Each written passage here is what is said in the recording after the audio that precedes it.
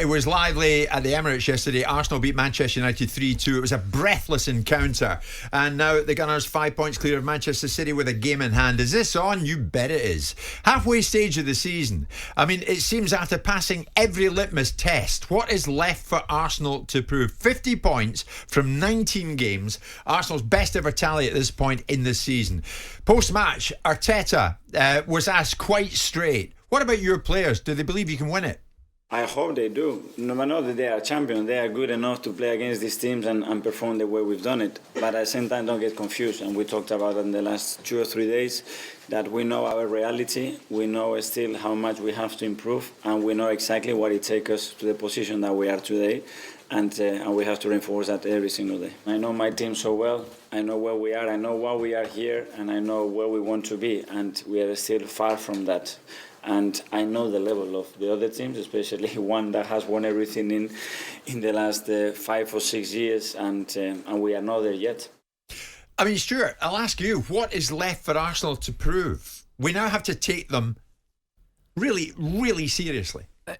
I'll counter that with the fact of they've proved nothing at this moment in time. And I think the first people that will probably tell you that is everyone inside Arsenal. Nothing, Stuart. Nothing at all. They've got themselves in a brilliant, brilliant position. And you know and I know, if they don't win the Premier League this year, which might be a fantastic year and a fantastic opportunity for them to win it, I think they'll be kicking themselves. So I would say they've proved nothing. They've proved they're a very good young side that are probably playing the best football in the division at this moment and probably for most of this season. But I think there's going to be, if they end up finishing anywhere bar first, they're going to be so disappointed with their season. But each and every test, they've passed every one, have they not? They certainly have, and they need to keep doing that from now to the end of the season. I don't see any reason why not. If someone said to me who I think would win the Premier League, it would be Arsenal now. And that will be the most disappointing thing if they do not win it. So, you're changing your tune because you've always been City. You now think, yeah. No, I still think there's an argument to be had that City will hunt them down. I think they've proved that they can galvanise a fan base, as previously other managers have struggled to do since Arsene Wenger, because they've turned the Emirates from a library back into a very motivated group of fans that are behind the side. I think Arteta's proved the fact that he can manage at this level. He's moved beyond the accusations that I had mid-term, that he was going from being somebody that I thought had the chops to someone that's had all theory. I think he's proved that he can improve players. Now, the only question he has to answer, I suspect, is can they overcome the 2 games they've got against Man City? Because if Man City beat them twice in those 2 games, the whole dynamics of it change. But this is a very, very good Arsenal side, and a side that's full of belief, full of confidence, full of momentum. Players like Saka are on the front foot now. You know, Odegaard is flying. You can list the players; they're all at it and across it and on it, from the goalkeeper to the guy up top. The injury side of things might play a part. If they start to lose key components like Odegaard and people that are making the team tick, and Granit Xhaka that I think are really integral to the side, alongside the sprinklings of the stars at the top. And Nketiah's doing a good job, but I think they're making a big deal about Nketiah. Arsenal are creating chances. I think anybody with due respect that had a little bit about them could be doing very well for Arsenal if they were playing in that team. I think they can win this league. I think they're capable of winning it. I think it's theirs to lose now. So you're going in their direction more. I mean, Ryan is saying there, Simon, are you going to give Arsenal just a tiny shred of respect this morning? I give Arsenal respect all the time because they're worthy of it, but I'm also balanced in my view, about what they are and what they aren't. I think Manchester City are more formidable because they know where they are and what they're doing. Now, that doesn't mean that Arsenal can't control their own destiny, because even if they lost twice to Man City, they're still in the box seat. It's still their gift. But if they lose key players, like Odegaard and a few others that make this team tick, it could be more difficult. But look at them. Look at the belief. I think it's a little bit OTT, some of the reactions that they're giving after games. But so what?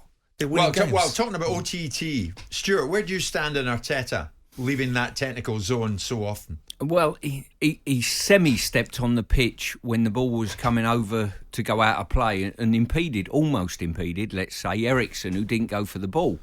And I pointed out to my wife, if that would have been me and the manager would have stepped out there and the ball was between me and him, he would have got the ball straight at him, And I was on a conference call 2 weeks ago talking about the reaction of managers in the technical area, calming it down. I don't see any calming down from Arteta.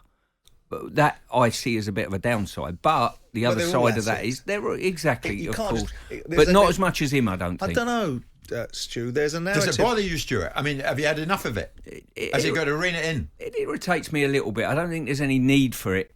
Sometimes you need to be a calm head on the pitch. And to be fair, myself in my early days of management, I still thought I was a bloody player running up and down the touchline. In fact, I went on the pitch a couple of times in games, which was ridiculous when I look back now. But listen, their football's good enough that it excites their manager. And to be fair, and I've got to say at this stage as well, I think Saka is well on course for the Player of the Year for what he's done for England and for what he's done for Arsenal.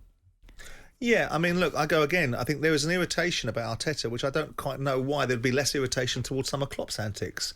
They're at it. They're all at it. If the officials want to put them back in their technical area, that's their job. Get the officials to do their job properly and make sure the managers observe the parameters of where they should and shouldn't be.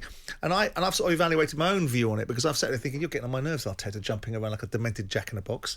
But he's no different to some of the other managers. Yeah. So why should he cop any more flack? I tell you why, because he's Johnny come lately. And Arsenal have been out of fashion in terms of winning the Premier League, and he might be getting up a few people's noses.